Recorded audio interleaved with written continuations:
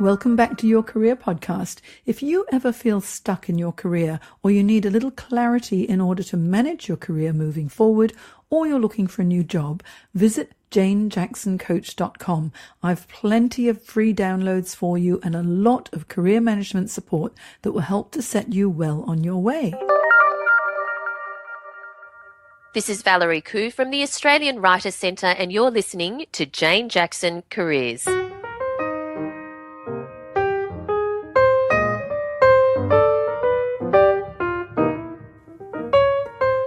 Now, I have always had a soft spot for author mentors, and so you can imagine how thrilled I was when I got to meet Jane Turner. She has a fascinating story, and she says that she literally came out of nowhere as a washed-up public servant who was made redundant at the age of 52. Now, 3 years later, she has built a thriving business off the back of her first book that is appropriately called Thrive in Midlife. She takes her clients through a hero's journey that not only transforms them into published authors, but also transforms them into very powerful and grounded individuals who are ready to step up and take their place in the world. Jane is a gifted speaker, sought-after business consultant, NLP master practitioner, and a certified master coach, as well as being the author of Thrive in Midlife, Weight Loss in Midlife, and Mindset for Authors, How to Get Out of Procrastination, Perfectionism, and Self-Doubt. Jane is the brains behind the Power Writing Program, the Power Publicity Program, and the Power Writers Publishing Group. So, let's welcome Jane to the show. Thank you for having me, Jane. Two Janes today. I know. I like interviewing Janes. We're very special people. Hopefully we don't forget each other's name, for one thing. No, but actually, I've had that many Janes on the show. It's really quite interesting. I have Jane Henderson, I've had Jane Copeland, now I've got Jane Turner, okay. I'm Jane Jackson. It's the Jane Show. All right, lovely. So Jane, before we launch into your amazing career as an author mentor, can we find out a little bit about your early days and what were your career aspirations when you were a little girl? Okay. Well, look, I'm a Canberra girl. I was born into a family of public servants and I became a public servant. As a little girl, I don't actually remember having any career aspirations. There is a story that I will go into in the context of writing my first book that will put that into some perspective. As a little girl, I was the youngest of 5. So I had a whole bunch of older siblings who were going into the public service. And I guess I just imagined myself going with a lunch off to go into an office to do a job. I never thought any further than that. And that was, in fact, how it did play out for me. And so when you joined the public service, it's almost like it was ordained that you Indeed. Would join the public service. What was your first role? My first role was the least glamorous of all positions. I worked in the tax department, possibly the daggiest of all departments one could have worked in, and I pushed the mail trolley along. I delivered the mail on the desks of the important people. And I remember coming home to my dad one day, and of course my father came through the Depression. He was a man who saw a lot of adversity, and for him to have a job himself in the public service was security. And he wanted that for his kids. That was his highest value. So I came home one day and I said to him, I think I'm going to quit that job. It's awful. And it was as if I said I was going to cut off my left arm. He was mortified at the thought. And a little ways into I think I lasted 3 months in that job, Jane. And I did, in fact, then get another job in the aviation department, another job. I really bounced around for a while before coming up to Sydney, coming to the big smoke. And what did I do here, Jane? I got a job in the public service. I I spent a number of years in the Commonwealth Employment Service, which was actually quite a fun job. It doesn't exist anymore, but it was the place where unemployed people would go, A, to sign up to get the dole, but also if they were looking for a job. It was a fairly healthy employment market back in the day.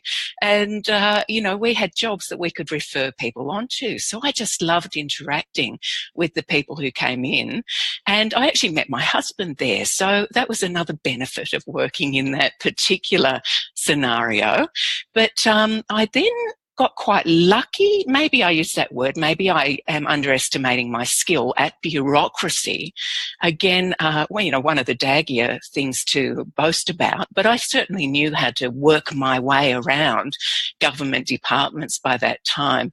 And I got a job in the what was then called the Australian Broadcasting Tribunal. So I spent a period of time there actually reading scripts for children's programming, and there were very strict rules about how much content, Australian content I should say, was being played in the children's television time slots. So I was there for a while until I got a great opportunity, and it was a quirky sort of a job really.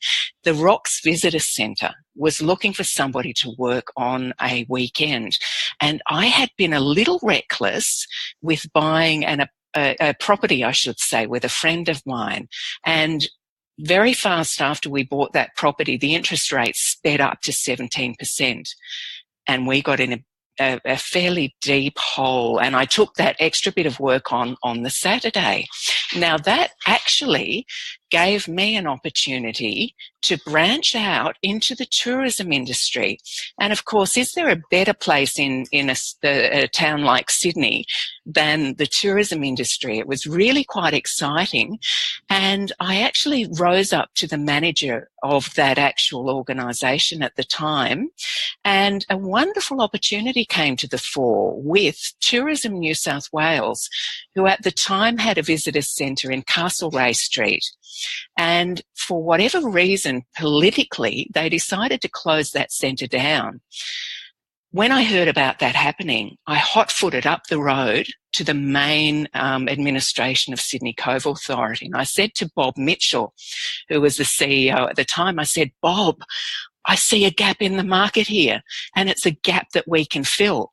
And he said, hang on a minute though. How are you going to staff what you're talking about, taking our little precinct-based visitor centre into being Sydney's main visitor centre? And I said, how I'm going to staff that, Bob, is that I am going to tap into the government traineeship service. And Tourism New South Wales had been using those, they were the bright sparks coming through the school system. Tourism New South Wales had trained a whole bunch up that were now not going to be needed anymore. And I said to Bob, we will bring those people into our purview. And when we do an agreement with Tourism New South Wales, that will be their responsibility to actually staff the centre for us. So there I was, able to build my profile in terms of being the person who set up Sydney in time for the Olympics to have a wonderful facility down in the Rocks. And the interesting part about it is that we were in the old sailors' home, so very beautiful old building that had 2 levels of exhibition space. And the Sydney Cove Authority had ownership, or I should say custodianship, of over 1 million archaeological pieces.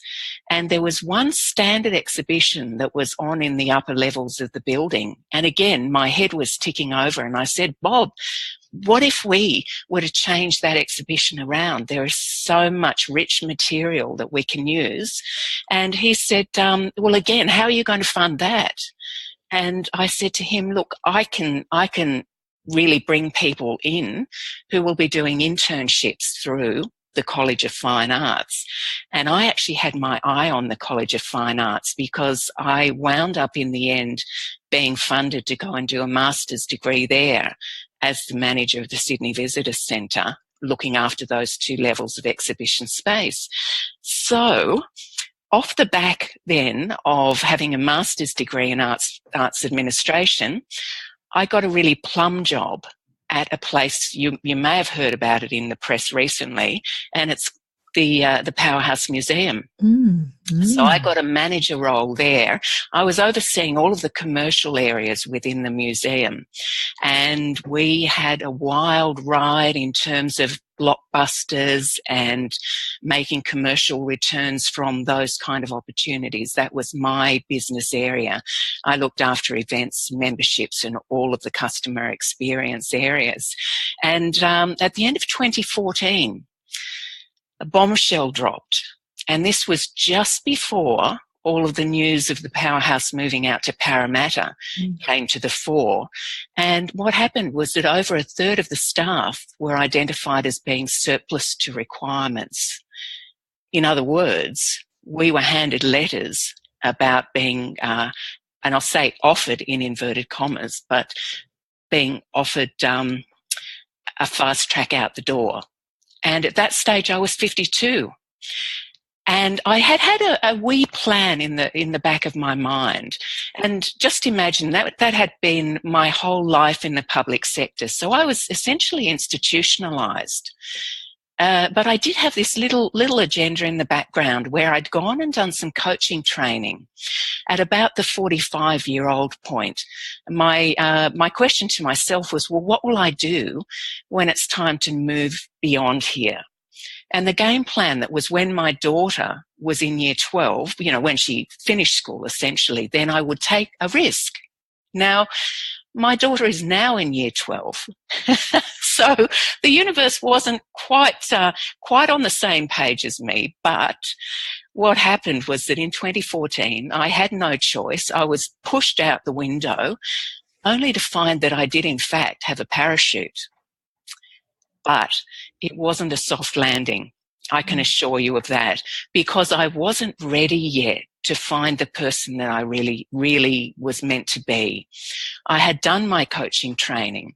I had done some NLP training, and I had started working both as a coach within the museum and also outside of the museum. So I was sort of testing the waters, but I knew that my heart was really being pulled in that direction. I knew that it was seeing people step beyond where they thought they could have gone in their wildest dreams, and to find that they could actually go beyond that.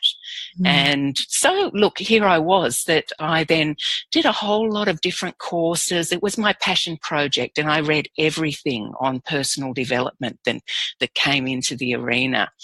And I thought that, as I say, when my daughter finished school, I would take a risk, and I would really, really jump out and see if I could grow a business around my expertise in helping people to go beyond where they thought they would go.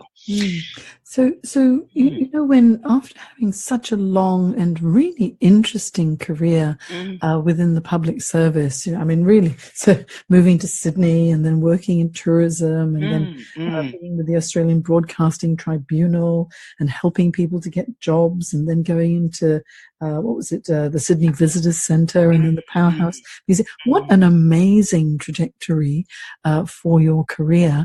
And having been in the public service for many, many years, now we always think of the public service as being a very stable and secure environment. Yes. And so redundancies were not really the norm in that environment. So I'm just curious to find when it actually happened, because of that sense of security you would have felt in, for many, many years. How did you handle that? How did it feel?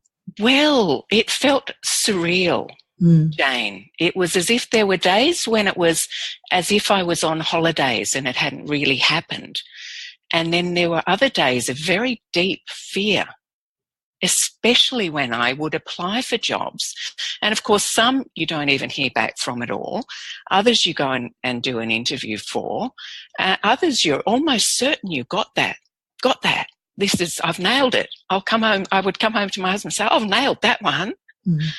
Well, not so much. In fact, not so much at all.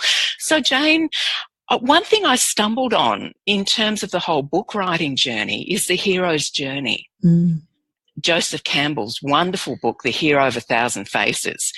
and many, many YouTube videos that look at that through the Hunger Games or Star Wars or The Wizard of Oz or whatever.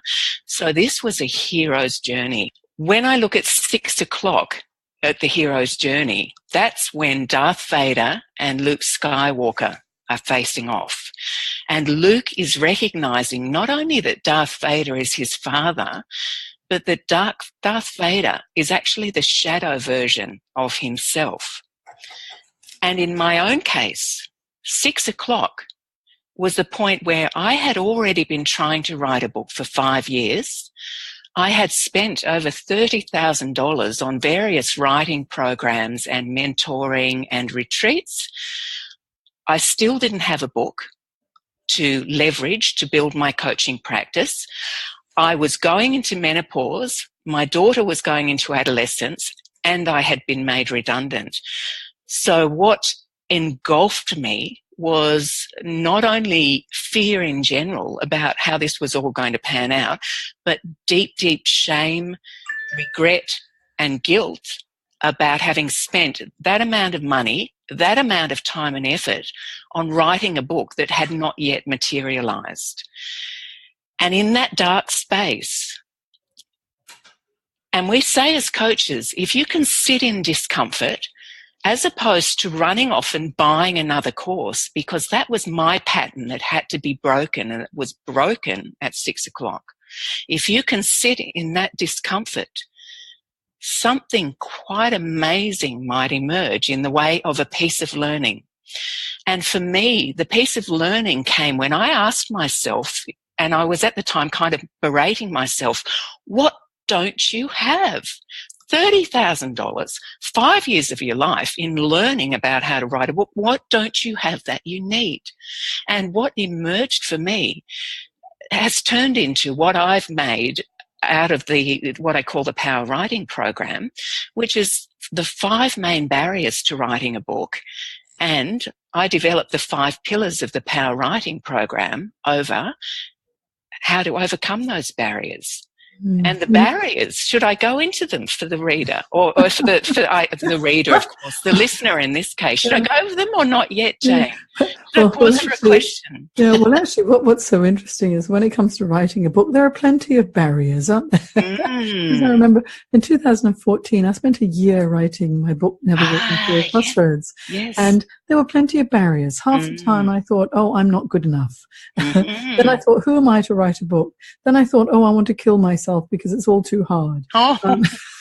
And then it's like, oh, why am I doing this? And then it's all going to be worth it. Yes. You know, what's the reason? You ask yourself so many questions.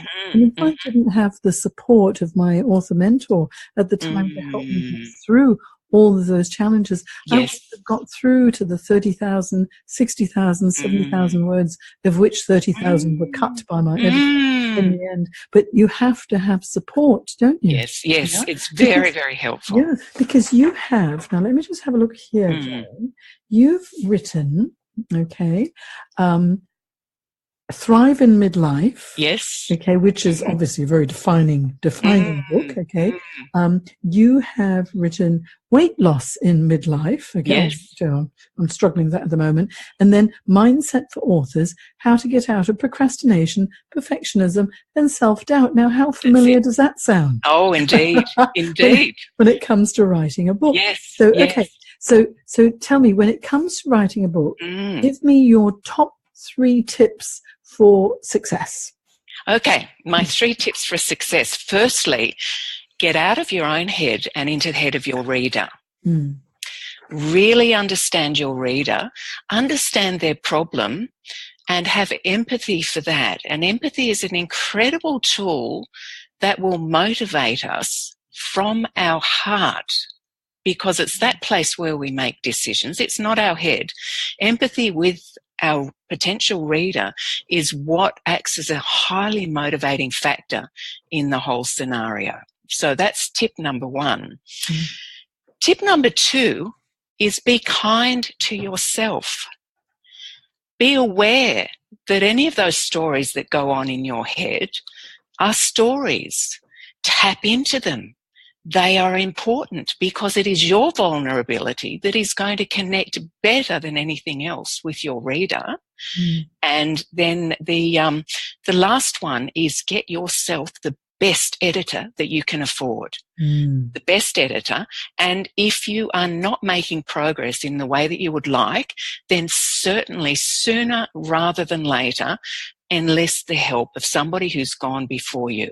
It might be me, it might be somebody else just like me, but you want somebody who wants to catch you before you fall into the hole that might cost you months or, in my own case, years. You want somebody who sees it coming and knows how to stop it and who will keep you accountable.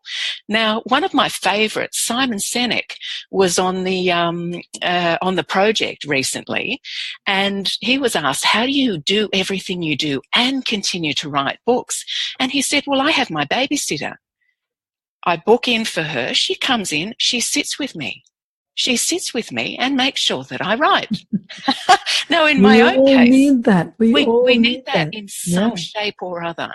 I take my authors into the State Library of New South Wales. We have beautiful rooms downstairs that we use, and at least monthly, they're connecting with their small tribe. I have small groups at any one time with a small tribe and with me. And I really put my hand on my heart when I say this, and they say to me, we want to make you proud. Now, I didn't see that in advance. I thought that they wouldn't want me to say, oh, what, you haven't done it yet? It's not that. It's that's fantastic. It's the way I light up. Because I'm having fun now. This is the benefit. I'm so grateful I was made redundant because I get to have fun and I get to actually light up. I get to be alive, Jane. You know what's so good is, people find redundancy. Initially, they think, oh, no, this is a bad thing that's happened. But you know what? For so many of my clients, it's a blessing in disguise. Yes. Because so often they discover the person that they were supposed to be. And it sounds like, Jane, you've discovered the person you're supposed to be as an author mentor because your passion comes through so very, very strongly. And so now you're guiding people through how to write a book, how to overcome the procrastination, how to structure your book so absolutely well, and the entire process A to Z of how to write a book and get it published. Yes, I publish their book and I show them how to get publicity and how to build a business around it. So everything, my hero's journey then of establishing a business is everything that I can share with my people as well. Oh, that's fantastic. Because, so many people, everyone says, I think I've got a book in me. And everyone does have a book in them. At least one. It's just that they don't put pen to paper or finger to typewriter or finger to keyboard and get all those thoughts in their head down on paper, basically. And just do it. So I would think, I know I kept saying to myself when I would try and procrastinate, it was like, why am I doing this in the first place? What's my mission? And Jane, just do it. Don't make up excuses, just do it. But I couldn't have done it without the people around me who kept me accountable. And it sounds like you in your business now, helping budding authors, you keep them accountable. Well, people often ask me, though, well, why? So the book Thrive in Midlife, that was really because my intention was to help women through the at times difficult terrain that I was in myself. So the idea was that I would write a book about a wellness program that I was putting myself through. And people say, well, how did you move from that to now helping people to write their books? And there were a couple of actually really cathartic moments for me. One of them had to do with, and this had a lot to do with the why the 5 years, or at least why the extended period of not being ready, not being able to actually do what you needed to do to get the book written. And that was about an agenda that I had playing in the background that I was semi-conscious of. And that agenda was that I thought, okay, I'm going to put myself in a corner here. I'm going to force myself, if you like, to treat myself well in terms of stress, in terms of mindset, what I'm eating, how much sleep I'm getting, what sort of exercise I'm doing.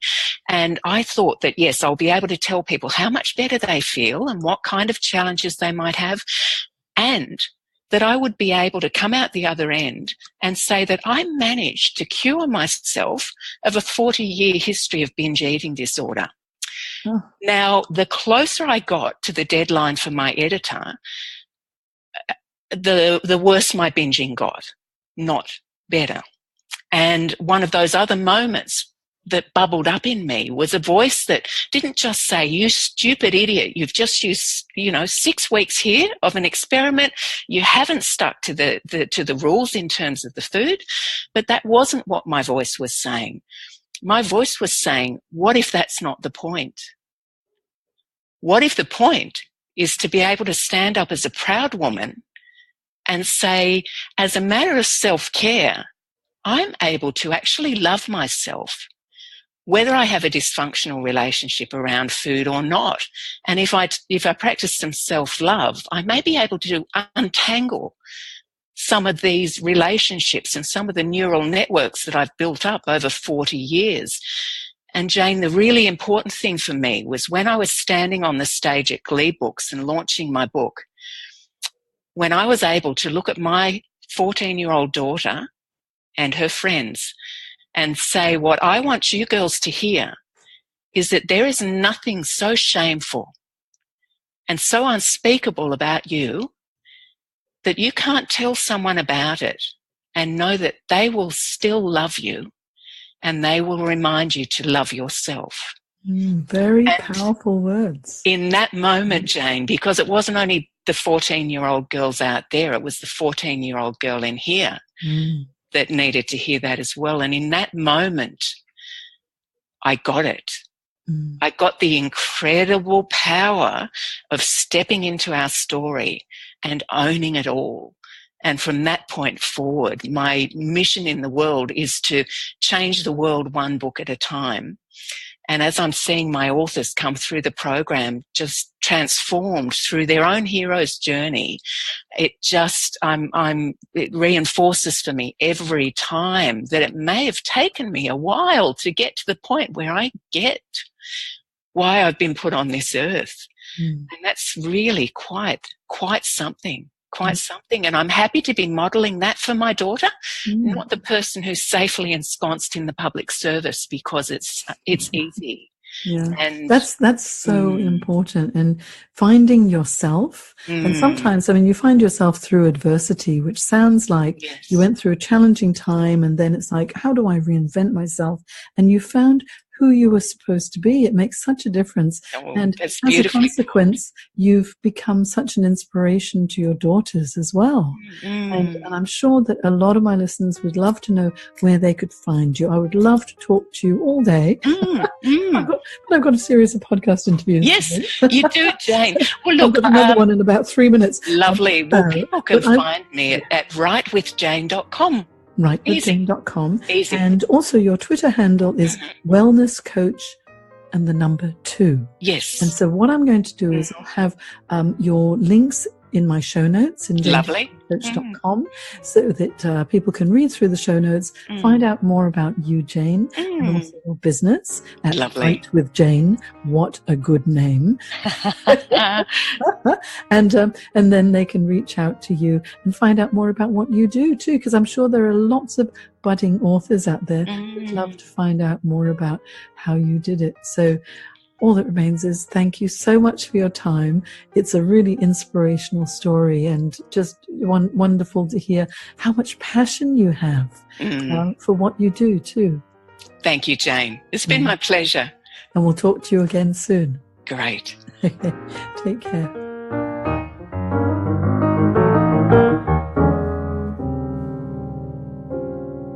If you enjoyed this podcast, look for Your Career Podcast on iTunes and leave a review. And for all the career management support you need to create your dream career, visit janejacksoncoach.com and join my Careers Academy for live career webinars, group coaching, one-on-one coaching support, as well as my online career development courses. Isn't it time you found your dream job?